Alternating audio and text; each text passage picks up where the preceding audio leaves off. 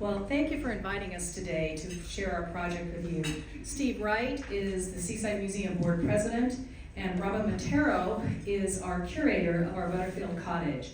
My name's Leah Griffith, and I'm the chair of the Butterfield Cottage Preservation Project.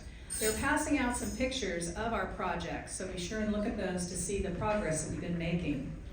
The Seaside Museum's Butterfield Cottage was built in 1893 in the vernacular stick-built style.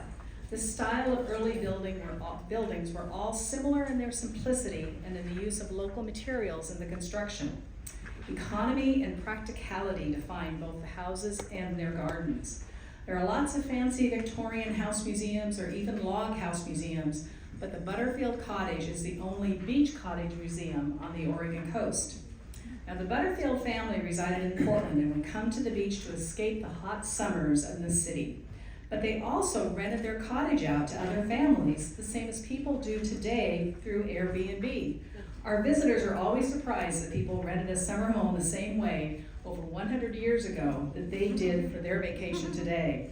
Back then, an ad would appear in the Oregonian inviting those interested in renting a cottage at the ocean to send a letter to the Butterfields, and Mrs. Knowles, their caretaker and housekeeper, would be charged with preparing the cottage for those visitors, as well as for the Butterfield family when they would take their train to Seaside in the summer. Later, when the Butterfields became wealthier, they built 5 family cottages on the ocean front in 1903, and that's even before the boardwalk or the prom. But their original cottage stayed a summer boarding house for most of the early part of the 20th century, and with a succession of women, single, widowed, or divorced, they managed the cottage. They would rent out the 5 bedrooms from Memorial Day to Labor Day. We have the story of the daughter of one of these women who told us sleeping on the kitchen floor while her mother slept outside in the woodshed so they could accommodate all their summer boarders. They had a short season, just over 3 months, to make a living. In the 1960s, the cottage started its next life as a commercial establishment with, again, a series of women entrepreneurs. Marion Roberts opened the House of Roberts Millinery in the 1960s, and we have an exhibit with hats she created on display in the cottage. Rob did a beautiful job putting that together for us. In the 1970s, an antique store was operated in the house, and finally an art supply shop with art studios occupied by women filled the cottage. The museum acquired the cottage to save it from being torn down and moved it to our site in 1984. And coincidentally or not, that effort was led by women. What can I say? We still like Steve as our board president. Hundreds of visitors each year learn about Seaside's early history as a vacation destination and how Seasiders provided the services those tourists needed. Our visitors, including locals and school children on field trips, are exposed to how people lived over 100 years ago and how local women supported themselves. But at 130 years old, the Butterfield Cottage needs our help. Water and weather has deteriorated the exterior siding on the south. Several windows need work. The porch needs replacing in a period-appropriate style. The gutters have failed, and there is always more. We began our latest fundraising effort in spring of 2023 and have raised over $31,000. We received some grants, but most of the gifts were from individuals who want to see the Butterfield Cottage continue its mission to share Seaside stories. We started the work this spring with the exterior wall replacement, gutter removal, and new fascia boards that you'll see in the pictures going around. We were fortunate to be able to be selected for a weekend workshop by the preservation program at Clatsop Community College and able to have the south exterior wall replaced by students under the supervision of the instructor, as well as our preservation contractors. Now, you might think that $31,000 would be sufficient. Well, have you priced lumber lately? The women in timber could probably respond to that, too. The individual boards the students put up on that south wall were over $120 each, and there are over 50 on just that one section of wall. I had to go out there and count them because I couldn't believe it.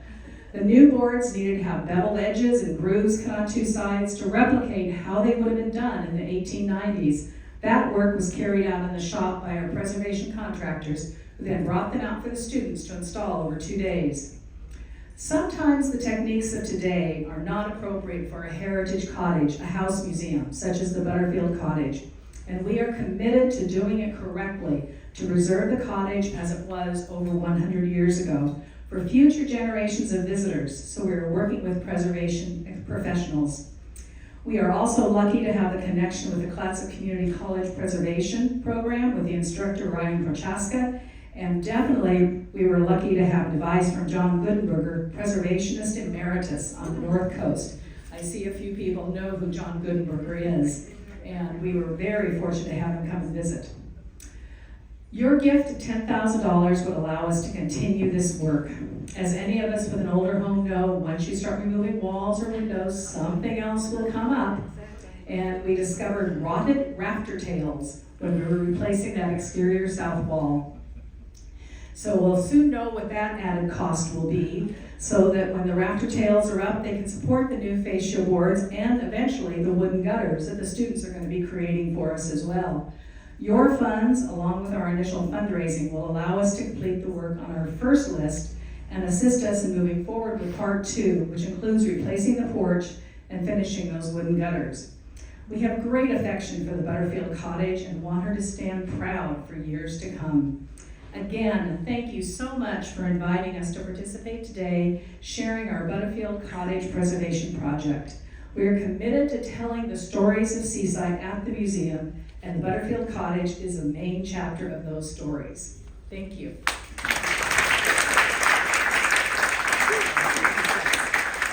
I do want to say 2 cents. This is part of our 2 minutes, right? I'm the passion of the Butterfield Cottage. She I mean, is. it is my baby. I don't think enough was said about Helen Gaston. Helen Gaston was the museum board president in the late 80s. Everybody knows Helen Gaston. She fought tooth and nail to save that building from the wrecking ball, from the fire department test, whatever. She got it over to the museum where it stands where it stands proudly now.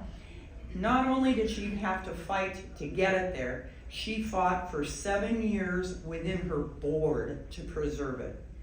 In, I think, 2 or 3 years, 2 or 3 years into the fighting back and forth, there was even an ad put into the newspaper for sale. Yeah, I know, it just tears me apart. And that for sale ad is mounted on the wall in the Butterfield, just so everybody knows. I mean, it's not just this pretty story of preserve the building. It's preserving the stories of the people who lived in the cottage, who worked in the cottage, probably loved, lived, and died in the cottage. The artifacts in the cottage represent the time of about 1910, 1912, when it became a rooming house. But there's so much more in that cottage. I know I get nervous. No, I think she's gonna. Okay. She's gonna take our time away. Okay. So if we had anybody I have don't any want to questions. take our time away. I just want I to don't know if let you know anybody had how any important questions or it not. is. Okay. We really do feel passionate about the Butterfield, and you can hear it in Robin. It's her baby. So, any questions about that or the museum itself? Yes. I have a question about the museum, and I own an 1890 house, so I do it.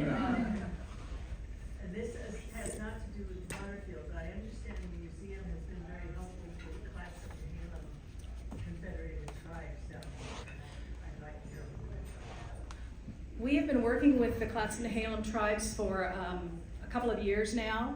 We did repatriate a number of items to them, and then now we're having a conversation where they are going to work with us in terms of building an exhibit and probably loan some of those items back so that they can be on display. We want the tribe to have them so that when they are ready to build their longhouse and they can have them, they need to be the owners of those items. But we really want to share their story, because that is a key story of Seaside and Clatsop County, is the Clatsop Nehalem tribe. Even though they are not a federally recognized tribe, we recognize them.